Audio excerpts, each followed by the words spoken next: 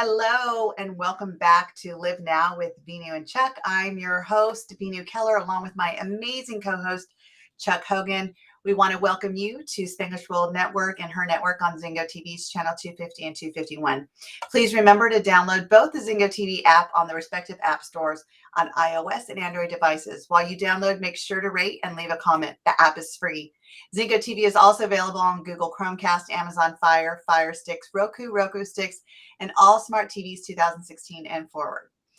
So tonight is the night that I got to pick our topic because this this topic that we're going to talk about tonight, it really, when I heard this quote a while ago, and to be honest, I don't know if my coach told me or if I said it when I was coaching, but it really says that don't base your fulfillment on other people's expectations.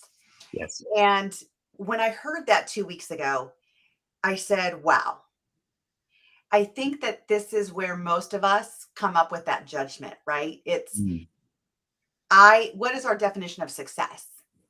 What is your definition of being fulfilled, which you and I've talked about before on this show, about being fulfilled, feeling enough is when you're fulfilled, and why we always feel we're not enough.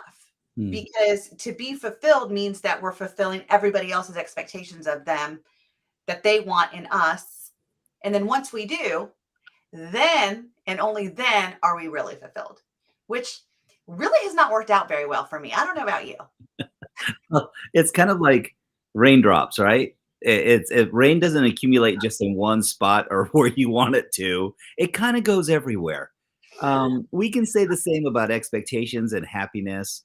We can also say the same about guilt and not feeling fulfilled, is that it's not a mutually exclusive proposition. The concept that someone else's opinion matters more than ours, and that's what we're going to base our entire existence off of, my dear friend, the answer is wrong answer. There's this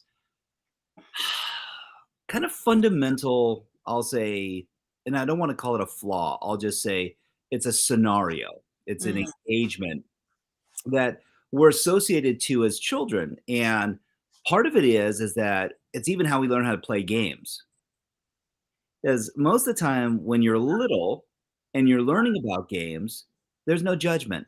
It's just that you're having fun and you're engaging in the game. Somewhere along the line, there comes this person who's called a referee. And it can be a parent, it can be a loved one, it could be an affiliate, associate, a friend, even just an acquaintance, but it's someone, and they are given an authority to have a whistle and this striped uniform in some instances. And their position and privilege is to judge whether or not you've committed a foul, whether or not you are following the rules of the game. And now all of a sudden, we're functioning out of fear more than we are out of prosperity and opportunity. Right. Because we just don't want to make the person blow the whistle. We don't want to be that person. And it's like, oh, so someone else's expectation is that you're going to be a rule follower. Well, let's tell Elon Musk that and see how he feels about that. Or, Warren Buffett or some of these other people who have, from a counterpoint in life, have been mismatchers in some ways. They're rule followers, but they're also rule creators.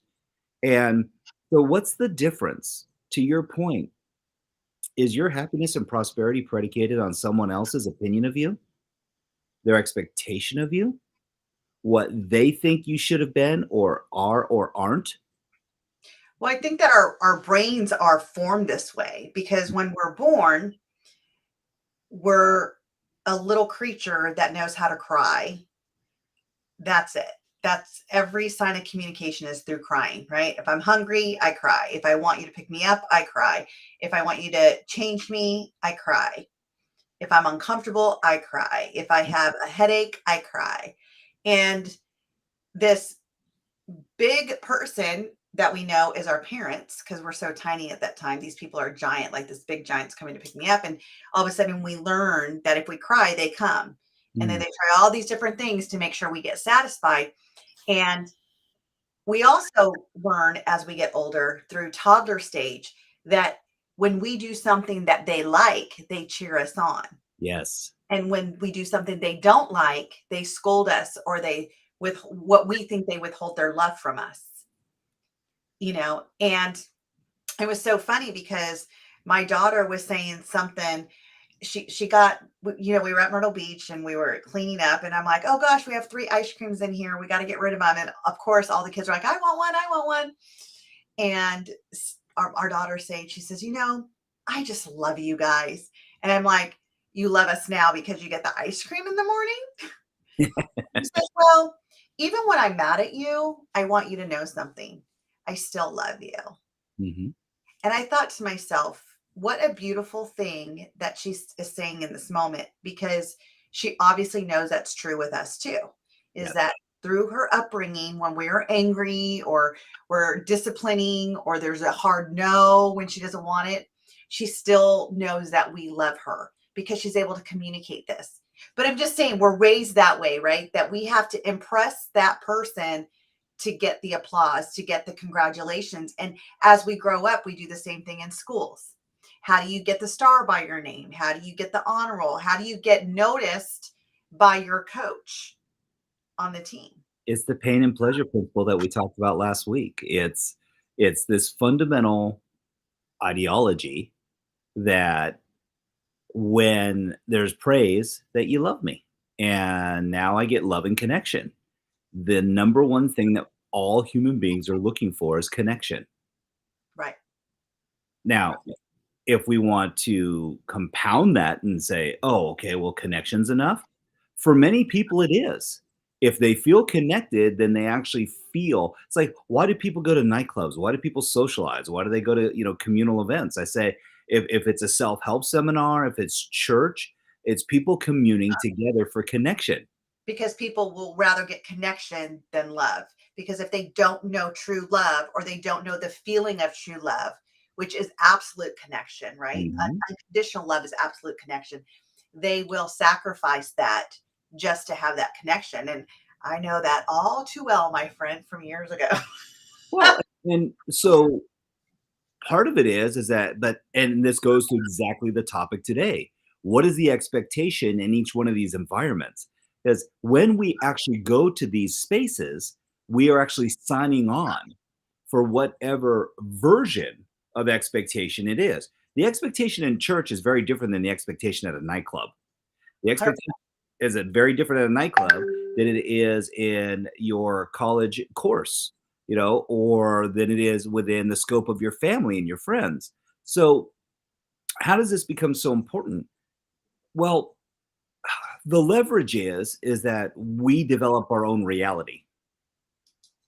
And in the anticipation of failure, we will actually exercise and push to become almost the absurd at sometimes, Venu. It's like, oh my gosh, like really, that's what's running through your head. All this amazing stuff's happening, and that's where you're putting your attention. Wow, wow! I saw that going a very different way, and it's like, huh? So is it right or wrong? You know, it's funny that you asked that. Is it right or wrong? We have a really good friend in common, Connie. What's her last name now? Osterholt. Osterholt. Yes, Connie Osterholt. And she gave me one of the greatest lessons of my life back in, I believe it was 2017, maybe 2017, 2016. No, no, no, actually 2019. Sorry, 2019. Not as long as I thought it was, but it was a great lesson. She said to me that I had a conflict with another colleague. Mhm. And she says, well, what makes his perception wrong? And I'm like, because I know what he said is wrong about me because I'm the one who did the action. She's like, okay, I'm not saying that he's not wrong, but I'm also not saying you're wrong. And I'm like, huh? She says, everyone's perception is right because it's their perception. That's right. No one's perception is wrong in that moment. So it's not wrong or right. It's maybe wrong or right through your perception as it's wrong or right through his perception. But you're arguing against someone else's perception. Do you think you're going to win? And I'm like, oh my gosh, no. And I'm going to tell you that was probably, you always get these life lessons, and I've had many in my life, but there's certain ones that stick out in that moment. Like I can see Connie and I having that conversation, and it was so beautiful the way she led this conversation because it made so much sense. And I was thinking, my whole life, that's what I've been doing. Sure. I've been wronging or writing someone's perception of me, or wronging or writing someone's judgment of me, or someone's expectations of me, and thinking that's the only way I'm going to get to fulfillment. That's the only way I'm going to be enough, Yes. and that is why we've all heard that the two universal fears in life is, am I enough, and will I be loved? Mm-hmm. Well, exactly. Because one thing you just said is we're always going for connection. So we're not even knowing what the love is, right? We're always like, there's so much connection available. So we're constantly grasping to it. And the other thing is that we're never going to feel like we're enough, because in that moment, whose expectations are we trying to fulfill? So we know that we're fulfilled in that moment. So then we are enough.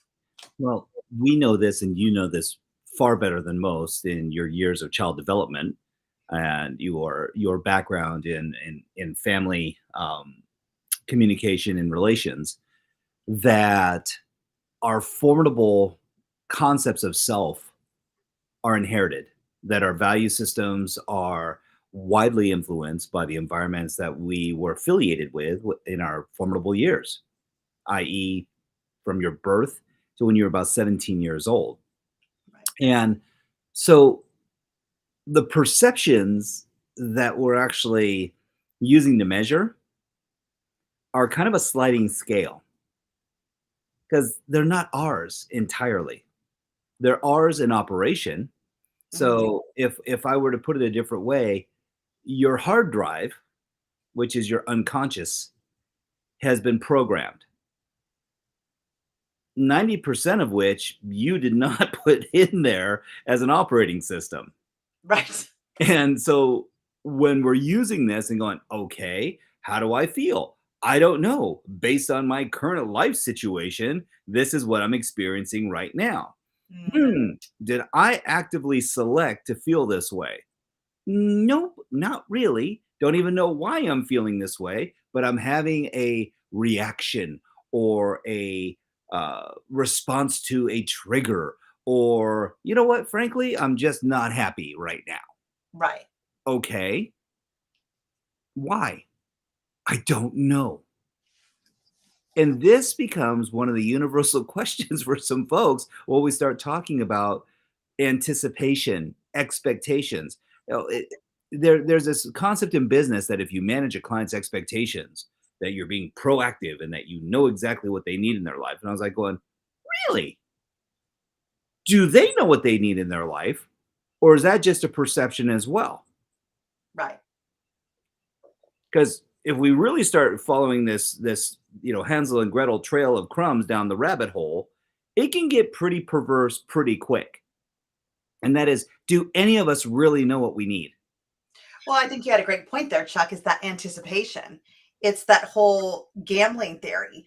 Why do people get addicted to that machine or to gambling? It's not the jackpot that they win, it's the anticipation and the dopamine and all the oxy whatever's going on, right? That all those hormones that are dropping in that Absolutely. in that anticipation that this is going to happen now. And we do that in life. And I would even go to say that even when, if you have an expectation as a friend from me, and I feel I'm not fulfilling it, I'm doing everything I can, and in anticipation that I will do the right thing to hit the bingo. Right? Sure. Okay, Kate, Venu, now I'm okay with you. Now I like you again. And I think that's one of the things that kids run into every day. And that's why more and more kids are lonely, because they're trying to figure out, especially after COVID, they're trying to figure out, where do I fit in now? Where's my tribes now? It's There was no tribes during COVID. Like, it was every man for themselves. And It's not even the addiction to the electronics anymore, it's the addiction to the connection. Well, it's a different form of electronics now. Absolutely. The social media addiction has become so pervasive that people's opinions of self, like, I mean, unless you're Joe Rogan and you have the number one podcast in the world, anything that's even a close second is like, I mean, how much social exposure do you have? How often are you being judged or ridiculed, or people have opinions about you? It's kind of like, I was explaining this to my wife the other day, and Julie and I were discussing about text messaging, and people can misconstrue so much information on a text message. And I was like going, wait, you got this whole cockamamie story filled with kerfuffle and frustration and aggravation from this? Like, two-sentence text? Holy smokes, this wasn't War and Peace. This was literally a couple of words typed down and then sent. Right, Well, it's again the story that someone else has in their own mind's eye as to what the meaning of the language is, the types of words that are used. And I was like, what? Wow. Because here's the truth: most people communicate at a fifth grade level. And if you right, start going way beyond that, people will start prognosticating or coming up with different meanings for words because they're going, I'm not sure exactly what that means, but the tonality of it. And I was like, the tone of it. Did you hear inflection in my voice? Did you hear Oh, no, it was in a text. I was like going, what? Did they put in more S's or more vowels or, I mean, consonants? How did they stretch this word out where you're giving it 15 meanings for the way it was used in this context, which was in a very general statement? Now, why do I go there? We have such a varied environment now from what you and I've grown up with as kids. When we were kids, if you had a beef with someone, you solved it. it was here. Right, It wasn't, "Oh, we're gonna be all over the place." Oh, it's like, "No, we're gonna be here, and we're gonna have communication, and we are gonna discuss this." It's like, "Okay, that feels better." But with the messaging that I'm seeing now, it's like, and if someone wrote you a letter and you're like going, "Hmm, I may have a few questions about what the meaning of all this is." Because at times, what can be said to someone, even in a word or in a few words, like "love ya," you gotta go, "Okay, great." Is that a playful love ya? Is that, "Oh, I love you." Oh, that seems a little bit more pronounced. "Love you, mean it." Kind of flippant. Why? Because the way that things are said and the intention and the energy that's shared, and I'm finding now that there are fewer people who know how to write with energetic intent. right, Now they go, "Well, what does that have to do?" I said, "'Cause there's a freaking expectation." right. It's so funny when you're saying, like, how we communicated because I just remember when we were little, in the years that we grew up, when I got in a fight with my best friend, I would either pass her a note saying, "Are we gonna talk?" It was like a little note, and you had to pass it along in class, going, "Here, give this to Tiffany." Or if you didn't have a class with her, like walking by and running and putting it in her locker real quick and then getting to class. But again, it was, are we going to talk? It wasn't solving the problem in a handwritten note. It No. was, are we going to talk? Are we going to meet at the park? Or it's showing up at her house, knocking on her door, and her going, "Why are you here?" Um, like, I just thought we've been in a fight for a day, that we're good now. Okay, come on in. Let's go play Super Mario Brothers, right? Like, that is how we used to solve it. And now kids can hide behind text messaging. They Oh, can say things that are so cruel and think that it's not going to matter because they did it in a text message versus saying it in person. And I think that now, and the more that we do it too as parents and mm, adults, we are role modeling that to our kids, that I'll just send them a text. Like, so when parents are arguing with their kids and they're in a text message arguing them, and I'm gonna say, I have adult kids and I can't, confirm nor deny if I had some of those text messages back and forth with my adult sons at times. sure. But finally I get to the point where you need to call me. Oh, It just gets down to that. Like, it goes back and forth, and all of a sudden it's like, you need to call me. because all of a sudden I remember I was like, you know what? If I want them to respect me, I have to model that. So you need to call me now. We need to resolve this because the tension that I feel in that moment with my children does not feel good. And you being one of my best friends, you know that because I'll call you and be like, oh gosh, here we go now. Right, and there's a disconnect, right? And it's like, going, "Wait, we're communicating for connection. Then why are we purposely disconnecting?" Like, I love my children to the depth of my soul. Don't freaking text me from upstairs. Like, I'm, like, going, yell over the banister, walk downstairs. I'm like, "It's 25 steps." Really, people, like, this is what we've resolved to now? "Hey, hanging out." I was like, "Wait, are you kidding me?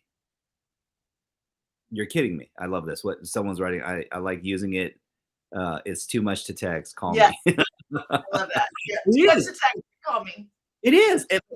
And part of it too is this. It's one of those scenarios where and Vinu, you and I'll say this. I've used this so many times. It's like it's not what you said, it's how you said it. Yes, tone. That's our new word in our house.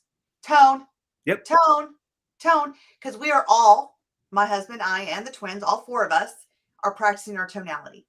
Mm, And us adults, yep. where if the kids feel that there is a tone that is taken out of context, Yes. and here's the rule though. We're going back to rules now. I'm the referee, by the way. The rule is that it has to be playful. Yes. Because here's the truth is that I have found over the last 2 years, what has shifted in my life is when I got playful. Mhm. You could turn anything, any conflict when you get playful. When kids are bored with their homework and they're not doing it and they're not turning in, how do you make it playful? How can you make it fun? Bring the fun back into it. But Yes. here's the deal it goes back to this topic. Whose expectation are we trying to fulfill in that moment? Once again, for us to be enough. It's a circular conversation. In fact, I'll even say it's a figure eight. Oh, Um, because fun can come across as cynical at times.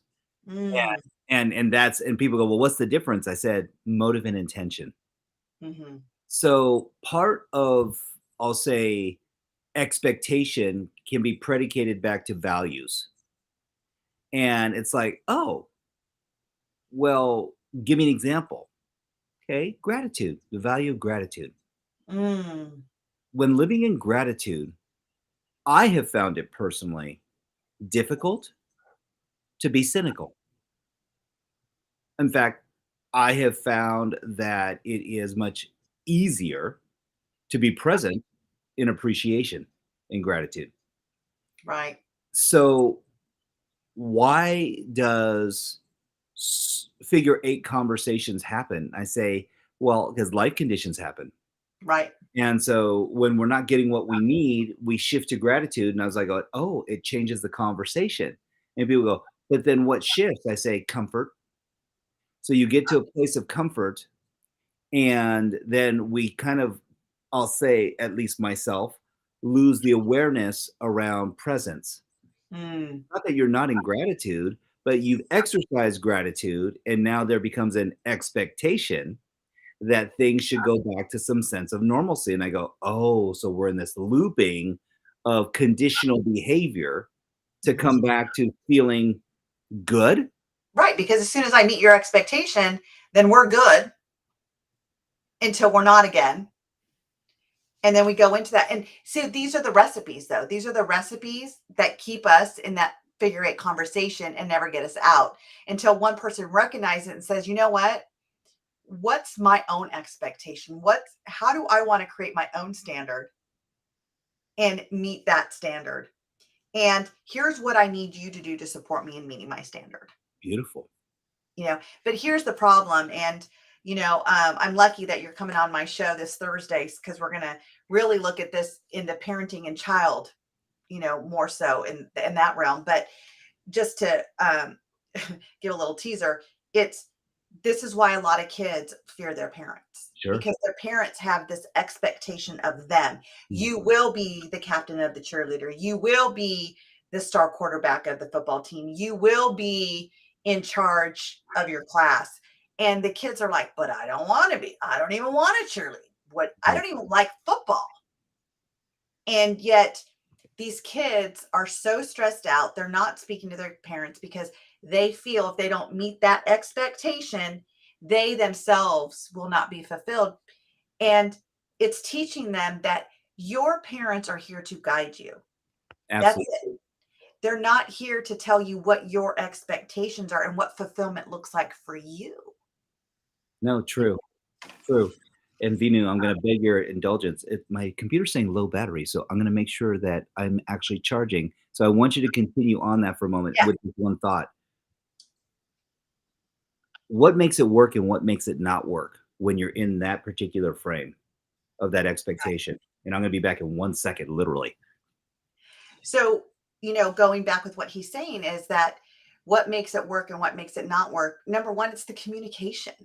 We have got to have open, safe, and trusting space to communicate with our spouses, with our employees, with our boss, with our friends, and with our kids. When we have that open, safe, and trusting space, then at that point, you are opening up the dialogue to have effective communication where you could actually have the conversation of, hey, this is working for me and this is my why, and this isn't working for me and this is my why. And although I want you to be happy, like say it's your boss, I want you to be excited about my performance.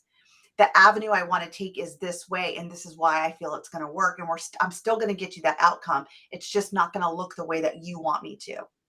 And when you're able to have that open, safe, and trusting space to communicate like that, everything shifts. Now, all of a sudden, you're working on your own expectations of yourself and learning how to fulfill yourself versus trying to fulfill yourself on someone else's expectations of you. That's brilliant. And what I loved the takeaway from that is what is the quality of questions that we're engaging in asking? Love it.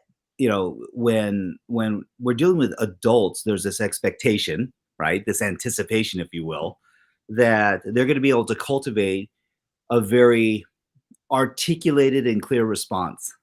Mm, And I'm finding that our children, in many instances, are far more creative and succinct with how they're really feeling in the moment, where when we are present and really listening, we can then come up with amazing solutions collaboratively because it's not where some of the disconnect comes from as a parent is that when we make it about my expectation and not about our expectation, which is it blended with how they're really feeling in that moment. right. 'Cause there's so much analysis paralysis now that exists where the child actually knows more about certain merits of different things than even the adult does because of exposure. Right. And it's like, Absolutely. hmm, interesting. Well, I like what our listener said here is how can kids function outside of a continuous expectation if they are not given the opportunity to express what they want? So true, Eric, like spot on. That is so true. And how I want to know, like, I want to know what my kids' dreams are. Like, my son says, I'm going to play in the World Cup. If he thinks he is 10 years old, almost 11, if he is going to play in the World Cup, then by God, I'm going to do everything I can in my power as a parent to support him in doing that. But I'm also going to ask him, are you practicing? What are you doing to get to the World Cup? Because Mhm. I can't want it more than you do. My daughter wants to be on The Voice. And I'm going to tell you, Chuck, when she used to sing 3 years ago, I think my ears used to bleed. And so we got her voice lessons Sure. from someone who taught Sam Smith, and he's in England. And every week she's been doing it for 2, 3 years now.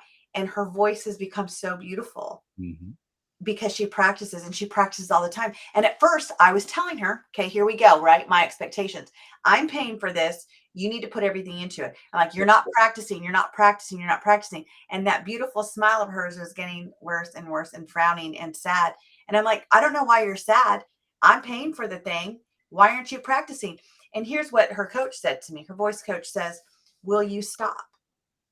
She is a kid. She shows up. Yep. I teach her. And trust me, there's going to be a day where she doesn't ever stop singing. Chuck, we have reached that day, my friend. We have reached that day. Even during show times, I'm like, you got to go downstairs. You cannot take a shower because that's her time. And I said, and I have my show. But again, he had to set me straight. And this is where it sneaks in on us parents, right? Mm. It's like, well, I'm investing in it. You're not doing what I want you to do. You're not doing it the right way. The expectation, I as your mom. So now she doesn't feel fulfilled because she's not doing it my way as the mom. Perspective is a brilliant filter, Yeah. and it provides humility, understanding, connection, collaboration. Um, it's interesting, out of the mouth of babes, or I'll say children's movies, what we can learn. And there is a beautiful movie called Ratatouille, and it's like anyone can cook, you know. Uh, I love the perspective, and there is a food critic named Ego in this movie, and he said, "Tell your chef to bring his best, and I will bring the perspective." Mm-hmm. And it was a very interesting paradigm shift to watch, because he ends up having a flashback based on a peasant dish called ratatouille, which is the name of the movie, that turns the tide. And why? Because something that was such a simple dish was prepared with such care and love that it brought back childhood memories for this critic. And I go, at times, maybe the question that we get to ask our children or the others is, in truth, how does this make you feel? How Mm-hmm. are you feeling right now? What does it mean right now? Are you happy? Are you enjoying yourself? Are you enjoying the journey? Are you enjoying your progress? I was reminded of this when Keely's 16 now. So when she was just turning 14, and we were trying out for all these club soccer teams, and she had been invited to 6 different clubs to start playing. Wow. And we were like really excited. Just bought 3 different pairs of cleats for different turf and tall grass and short grass and hard surface and indoor. I'm like, holy smokes, this is like, wow. I A had, D store? yeah, I was like, I had 1 pair of cleats growing up. I mean, like seriously, 1 pair a season, that was it. Not hey, which kind of, field are you playing on? And long story short, she says, Dad, I think I'm done playing soccer. What? I'm like, who are you? Like, who just took my little girl, my studly daughter, who is a center fullback and just dang, and she's like, I'm not having fun anymore. Mm. And I'm like, when did this happen? And this is what got my attention. She goes, about 6 months ago. And I'm like, but we've been trying all these teams, and you've been like Getting all these different cleats. Like, mentoring which one you want to go to, and mommy's been buying you new sports bras because things are changing, and daddy's confused. Daddy's really confused. Like, right. you're like done, and she goes, "Yep, done." I'm like, Okay. What would you like to engage in instead?" She goes, "Color guard." And I'm like, Oh, "Is that the one with the wooden rifles and the flags and sabers and cute outfits and dancing?" And she goes, "Exactly."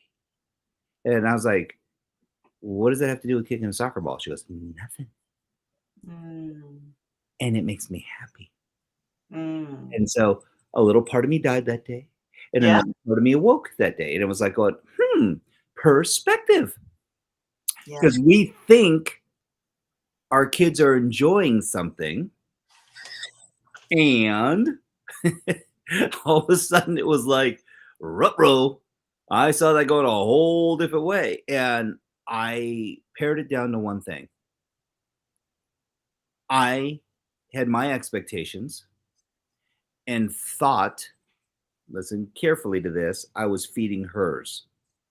Right. Wow. And it was like, nope. Um, You're feeding and your own.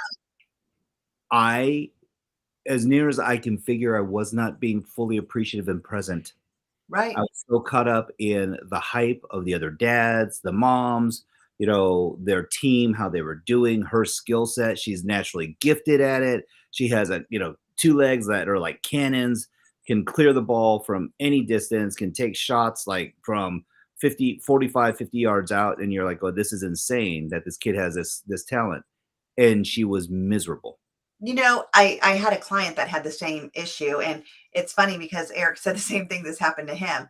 And the when I got the client and she was self-harming, Mm, her grades were dropping, and the parents are like, I would do anything. Like, what do we need to do? Like, you were highly recommended. Please get on a call with my daughter. Let's see where we go. I got on one call with her and I said, I'm like, what's up? And I hate soccer. I'm like, okay. Can you tell your parents that? Oh God, no. No, no, no, no, no, no, no, no, no, no. right. You don't understand, Miss V. You don't understand. I said, well, I probably do. So go ahead. Tell me what you got. And she says, well, my parents just, they got a soccer mom sticker to their bumper. It's like their identity, from what she was telling me, is wrapped up in their daughter playing because she was so good. Hmm. And I said, so you hate soccer? She goes, I don't hate it. I lost the thrill of it. Mm, And I said, well, what would have to happen for you to get the thrill back, the fun? She goes, I can't this year. I need to take time off. yes. She goes, she says, I play for a club that it's all year round. There is no break. Nope. There's no break. There's not a soccer season. It's soccer season's all year round. Soccer life. Right. Yes. She says, and I just feel that I can't tell them. I will disappoint them. So she rather hurt herself Mm, and deal with it herself. So I get off the phone and I say, what can I tell your parents and what not? Because as you know, there's things that I will share with the parent if my client says it's okay, and there's things that I will not. right. And I said, can I open this conversation, this dialogue with your parents? She goes, you will. Like she felt like I was her safeguard because Mm, she didn't have to do it. Right. And when I talked to her parents a day or so later, she goes, I don't know what you said to my daughter. And the mom's crying. She goes, thank you. She goes, in over a year, last night was the first time that her and I just sat down and talked for an mm. hour. And she told me she didn't want to play soccer. And I'm not going to lie. I thought it was going to kill my husband to tell him that. Because it was daddy, by the way. Daddy Okay, was like the one that was all in it. I Watch get it. baby girl, Yep. with those legs. And it's like, she's like, you gave my daughter life again. But she says, you gave me the life with my daughter again. Do you know why it was that way for daddy? This is what is gonna be very interesting. It was a common connection point that Mm, allowed them to express appreciation and gratitude to each other wow. in a way that it was a familiar language. Mm, And it's a very myopic, um, masculine trait mhm, that in that one upmanship is for many men, it's challenging to connect with their daughters. There's so much downmanship that occurs within feminine circles that it's one of the few ways that men find that they can actually connect at that level. It also happens when young ladies come to their dad to talk about boys right, because it's a field of familiarity. It's a field right, where it's like, huh, I know a little something about this, and I'm happy to protect my little girl. Um, to that point, when there's common ground, now the masculine male, the father, feels full and appreciated, and he's contributing. He's being a provider. He's being a nurturer. He is providing sensory acuity and security for his Right. beloved little girl. So when someone goes, "I don't wanna play this anymore," although it's not a direct affront to him, it's a, "Oh, wait, that was something that we shared, and you're not just allowed to take that away and flush it." Right, because it's now personal. Now our bond severed. Now what are we gonna have together, right? Now what are we gonna do? Like, Right. And who said the bond was severed? It's like they're right, perspective, eh, perspective.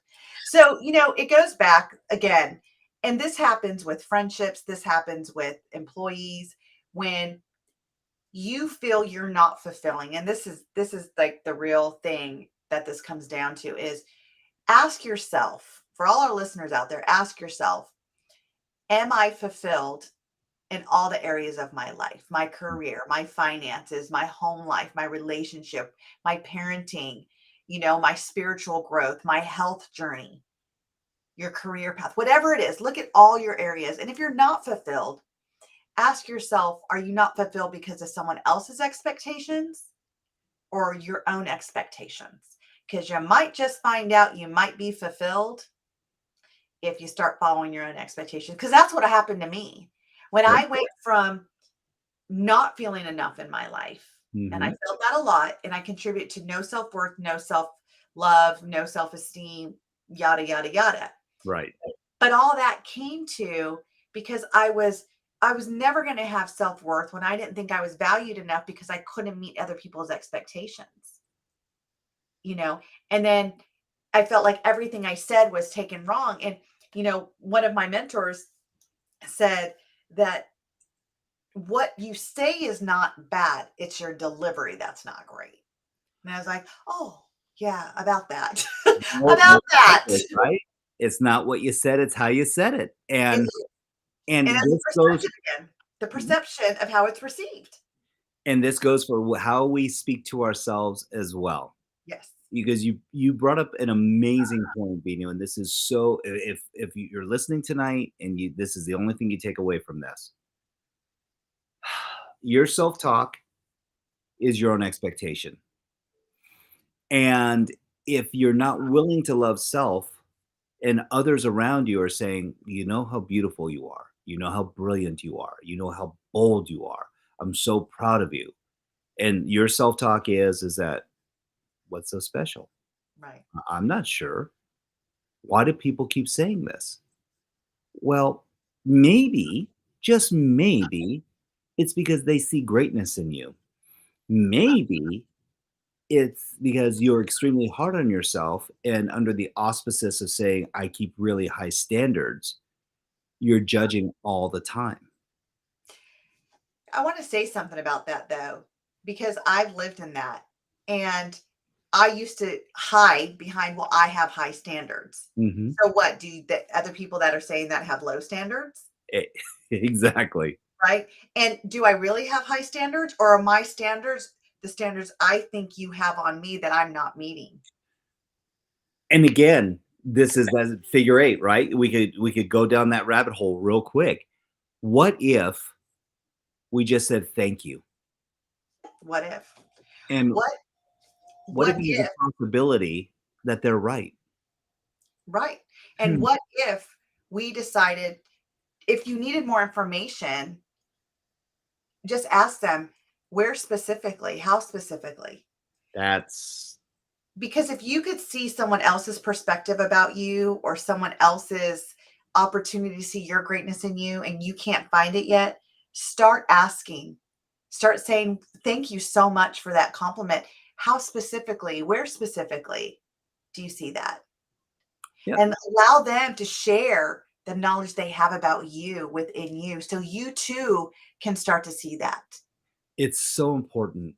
I remember a dear friend, and she said this to me once, and she goes, "I wish you could see what I see in you." Yes. And it's like, "What the frick are you talking about?"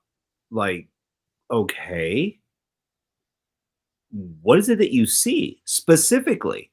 And they continued to elaborate, and it's like, "Wait, you see all that?" And this is where I say, at times, perspective can be our champion, and it can also be like a fog bank. Absolutely. You can't Absolutely. you can't see what you can't see. Well, And yeah, please. I used to say back in the day is that I wish I had your eyes. Mm, Because people would say things to me, and no matter what, I could not see it. I was not in a space to bring it on, not because I had high standards, although I did use that a lot. It's because that meant that you're putting another standard on me, and that's another one I cannot meet. right. So I would always just say, I wish I had their eyes. I wish I had their eyes to see the beauty in me. I wish I had their eyes to see why I'm so great. I wish I had their eyes to see why they think I'm so smart. And it was when I opened up my own eyes Mhm.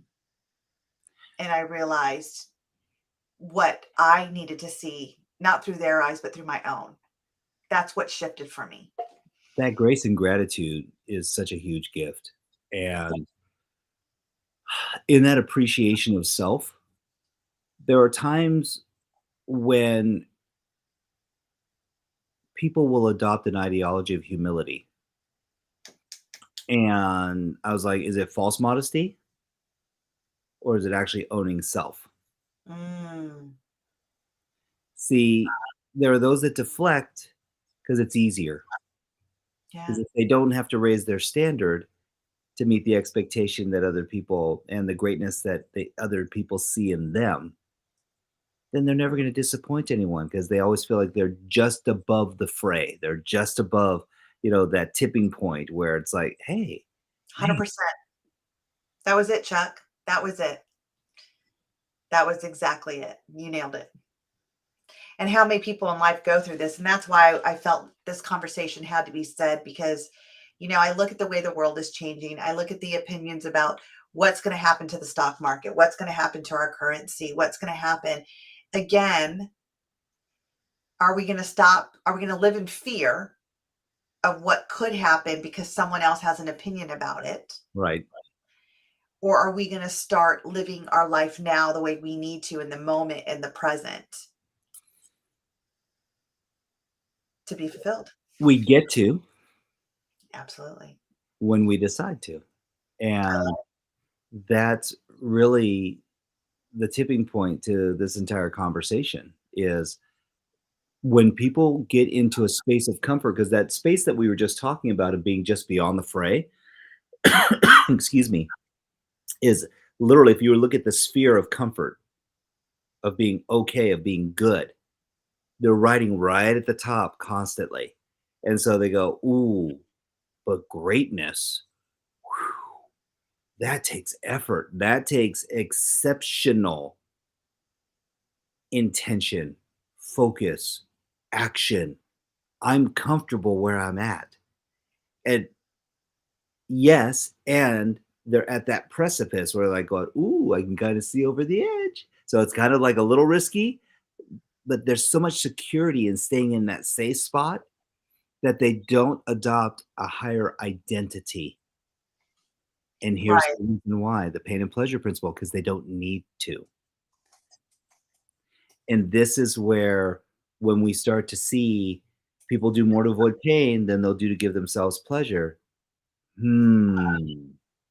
Well, if they're constantly being rewarded and they're getting the attaboys or attagirls or, "You know how brilliant you are, you know how amazing you are, I wish you could see the gifts I see in you." It's like, "Okay, great." So there's this exposure, there's media. It's like, "Oh, you changed my life. Oh, I had a breakthrough because of you." And we know environments like this, so people's egos are fed on a continual basis. There's only one challenge, though. Is it really substantive? Is it really valuable? You just brought up such a great point, which I just had an aha moment. So thank you. In some of these environments, what I just realized is when we don't know their expectations, we don't feel fulfilled because we don't know how to fulfill it. And so we're constantly in this rat race, Yes. or the hamster on the wheel is a better probably analogy of constantly just being on that wheel thinking, okay, I'm going to get that expectation. I'm going to understand it. And you never get to understand that expectation. And so you never feel fulfilled Well, you get the concept of it, but you don't have to execute it. And that's the difference is that your life is in direct proportion to the amount of uncertainty you comfortably can live with. And that also provides an opportunity, and that is to exercise. W- Frankly, you need to eat your own cooking. Absolutely, my friend. Absolutely. Well, Chuck, once again, we've had a very fast conversation, it seems. And thank you all that for joining us, because this is really something important that we all need to be living now. We need to live this purpose now, is know your purpose, know how you fulfill yourself without other people's expectations. And that's what Chuck and I really wanted to have this conversation with you guys. So thank you for joining the conversation tonight. This show can also be heard on Spanglish Radio Network. Please check out www.spanglishworld.ca for all the news and programming. Spanglish World, watch it, hear it, read it, download it, and live it.